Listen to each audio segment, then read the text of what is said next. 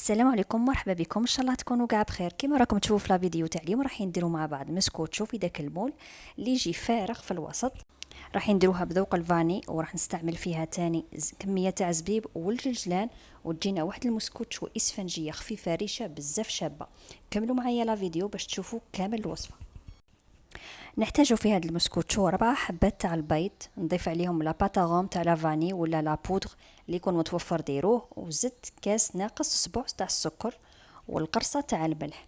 ونروح نجيب الخلاط الكهربائي ونخلط مليح حتى يتضاعف الحجم تاع هذا الخليط ويبيض. ونزيد كاس تاع الزيت نضيفوه بالتدريج حتى نكملو كامل الكميه، وفي نفس الوقت رانا نخلطو بالخلاط الكهربائي. لازم نتحصلوا في البداية على خليط يكون خفيف ويكون كشغل لاموس.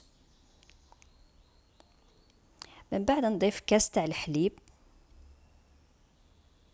نضيفه مباشرة فوق الخليط ونخلط شوية. من بعد نجيب الكمية تاع النواشف ولا الفرينة، جبت هنا الكاس الاول،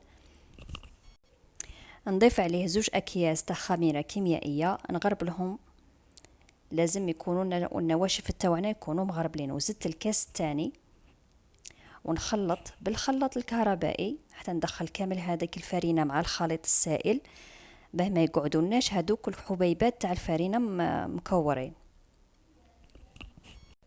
نخلي الخليط تاعي الاول بجهه ونجيب نص تاع كاس تاع فرينة نضيف له 2 مغارف كبار تاع جلجلان يكون محمص، وزدت له 3 مغارف تاع زبيب نكون ديجا حطيته في الماء حامي مده حتى طرى، ومن بعد صفيته خليته ينشف ودرته هنايا مع هاد الفرينة والزبيب. نضيف هذا الخليط ونبدا ندخل فيه بالملعقه على الخليط الاول تاع المسكوتشو كما راكم تشوفوا بهذه الطريقه.